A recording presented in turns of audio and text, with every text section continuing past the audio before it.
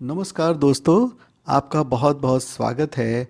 आप सुन रहे हैं इतिहास की बातें पॉडकास्ट और मैं हूं आपका दोस्त सुरेंद्र। दोस्तों, आप स्वर्ण युग की कहानियां सुन रहे हैं। भारत का स्वर्ण युग था जो गुप्त काल। इसमें इस सीरीज का ये चौथा एपिसोड है और आज का एपिसोड बहुत ही विशेष है क्योंकि इसमें एक ऐसी कहानी सुनेंगे जो अक्सर इतिहास की मुख्य धारा से बाहर रह जाती है। जी हाँ, गुप्त साम्राज्य के एक अल्प ज्ञात शासक रामगुप्त की। दोस्तों, इसके बाद हम बात करेंगे गुप्त साम्राज्य के सबसे महान शासकों में से एक चंद्रगुप्त सेकंड विक्रमादित्य की, जिनके शासनकाल को गुप्त साम्राज्य का शिखर कहा जाता है। तो चलिए शुरू करते हैं इस रोमांचक सफर को। दोस्तों, समुद्रगुप्त के उत्तराधिकारी के रूप में रामगुप्त का नाम आता है। हालांकि रामगुप्त का शासनकाल गुप्त साम्राज्य के इतिहास में ज़्यादा लंबा या प्रभावशाली नहीं था, लेकिन उनकी कहानी रोमांचक और विवादों से भरी हुई जरूर है। तो रामगुप्त को एक कमजोर और असफल शासक के रूप में देखा जाता है। ऐसा माना जाता है कि उन्होंने शकों से पराजय का सामना किया और अपने साम्राज्य को बचाने के लिए एक बहुत ही दुर्भाग्यपूर्ण निर्णय लिया।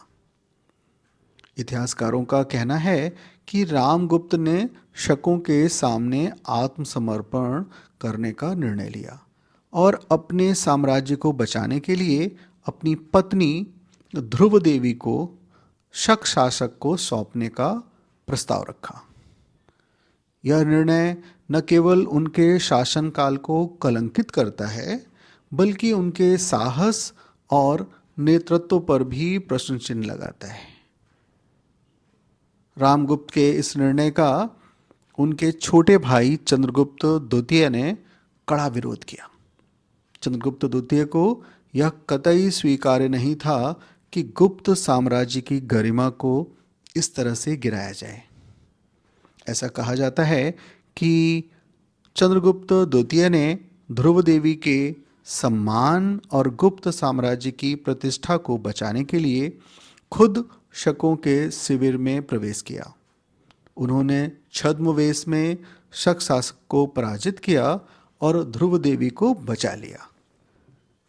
इस घटना के बाद चंद्रगुप्त द्वितीय ने रामगुप्त को सत्ता से हटा दिया और स्वयं सिंहासन पर बैठ गए। दोस्तों, इस कहानी से चंद्रगुप्त द्वितीय के साहस, कूटनीति और गुप्त साम्राज्य के प्रति उनकी निष्ठा का पता चलता है।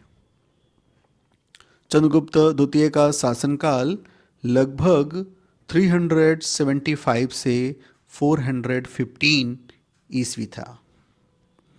उनके राज्याभिषेक के साथ गुप्त साम्राज्य अपने स्वर्ण युग की ओर अग्रसर हुआ।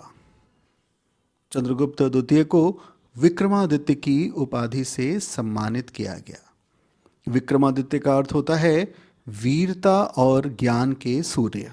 विक्रमादित्य अर्थात वीरता और ज्ञान के सूर्य। उनके शासनकाल में साम्राज्य ने न केवल भौगोलिक विस्तार किया, बल्कि कला, संस्कृति, विज्ञान और वाणिज्य में भी अद्वितीय प्रगति की। हाँ दोस्तों, चंद्रगुप्त सेकंड ने शकों को हराने के लिए अपनी सैन्य शक्ति का प्रयोग किया। उन्होंने पश्चिमी भारत के महत्वपूर्ण क्षेत्रों, विशेष रूप से मालवा, गुजरात और सौराष्ट्र को गुप्त साम्राज्य में शामिल किया। उनकी विजय के बाद उन्होंने उज्जैन को अपनी दूसरी राजधानी बनाया। उज्जैन न केवल एक रणनीतिक स्थान था, बल्कि वह सांस्कृतिक और व्यापारिक गतिविधियों का केंद्र भी था। उनकी विजयी गाथाएं न केवल सैन्य दृष्टि से बल्कि सांस्कृतिक दृष्टि से भी महत्वपूर्ण थी। शख्स को जो शक थे उनको हराया और उनको हराकर यह सुनिश्चित किया कि गुप्त साम्राज्य का प्रभुत्व अखंड रहे। दोस्तों, आपने ध्यान से सुना होगा तो आपको पता चल रहा होगा कि ये केवल जितने भी शासक हुए हैं गुप्त काल में, वे केवल सैन्य अभियान में बहुत उत्कृष्ट नहीं थे, उसके उसके साथ साथ सांस्कृतिक दृष्टिकोण से भी हर एक शासक ने अपना महत्वपूर्ण योगदान दिया है। तभी तो हम सांस्कृतिक दृष्टि से कहते हैं कि गुप्त काल भारत का सांस्कृतिक स्वर्ण युग था। खैर, अपनी कहानी को और आगे बढ़ाते हैं और बात करते हैं चंद्रगुप्त सेकंड के और विजय अभियानों की, उसके ज्ञान विज्ञान की, कला, कल्चर, जो आर्टिस्ट हैं, साइंटिफिक ग्रोथ है, इन सब की बातें करते हैं। तो दोस्तों, चंद्रगुप्त सेकंड के शासनकाल को कला और संस्कृति के स्वर्ण युग के रूप में देखा जाता है। उनके संरक्षण में कालिदास जैसे महान कवि और नाटककार ने अपनी कृतियां रची। उनके दरबार को नवरत्न के लिए भी जाना जाता है, जिन्होंने 9 महान विद्वान और कलाकार, ये 9 विद्वान और महान कलाकार हैं। उस समय में मेघदूत, अभिज्ञान शाकुंतलम, रघुवंश आदि बहुत ही शानदार साहित्यिक रत्नों का सृजन हुआ है। चंद्रगुप्त सेकंड के शासनकाल में आयरन पिलर ऑफ दिल्ली अर्थात दिल्ली का लौह स्तंभ, जो कि इस समय आप मेहरौली कैंपस में देखते हैं कुतुब मीनार के साथ लगा हुआ, इसका भी निर्माण हुआ। ये पिलर दोस्तों भारतीय धातु विज्ञान अर्थात मेटलर्जी की उन्नत प्रमाण है। यह स्तंभ आज भी खड़ा है और इसकी जो जंग रोधी विशेषता है वह दुनिया भर के लिए प्रसिद्ध है। आपको जब भी समय मिले इसे जरूर जाके देखें। आपको भारत के प्राचीन मेटलर्जी पर जरूर गर्व होगा। तो दोस्तों, ये हम कहानी चला रहे हैं, सुन रहे हैं, समझ रहे हैं चंद्रगुप्त सेकंड विक्रमादित्य की। तो चंद्रगुप्त सेकंड विक्रमादित्य का शासनकाल गुप्त साम्राज्य के लिए स्वर्ण युग का शिखर था।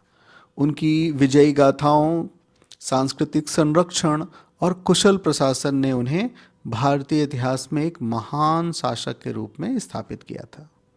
उनके शासन में भारत आर्थिक, सांस्कृतिक और सैन्य दृष्टि से एक महाशक्ति बन गया। उनकी कहानी न केवल एक शासक की बल्कि एक युग की कहानी है। अगले एपिसोड में हम चंद्रगुप्त सेकंड के बाद के गुप्त शासकों और गुप्त साम्राज्य के अन्य विशेषताओं पर चर्चा करेंगे। और साथ ही साथ दोस्तों, अगले एपिसोड को क्यों ना इन 9 रत्नों पर आधारित किया जाए। तो हम शासकों के साथ साथ पहले बात करेंगे इन 9 रत्नों की, जिसकी चर्चा अभी इस एपिसोड में हमने संक्षेप में की है। इसी को विस्तार देते हुए अगला एपिसोड बनाते हैं। तो दोस्तों, गुप्त साम्राज्य की ये कहानी आपको कैसी लगी, आप हमें ज़रूर बताएं। हमें बताएं कि किस प्रकार से चंद्रगुप्त विक्रमादित्य सेकंड की जो नेतृत्व, साहस और नैतिकता का महत्व आप कैसे समझते हैं, क्या समझते हैं। अगर आपको यह एपिसोड पसंद आया तो हमें फॉलो करना ना भूलें। अपने सुझाव और विचार हमारे साथ साझा करें। मैं हूं सुरेंद्र और मैं आपको यह याद दिलाते हुए विदा लेता हूं कि इतिहास केवल अतीत की घटनाओं का संग्रह नहीं है, यह हमारे वर्तमान और भविष्य को दिशा देने का माध्यम है। तो नमस्कार दोस्तों, धन्यवाद।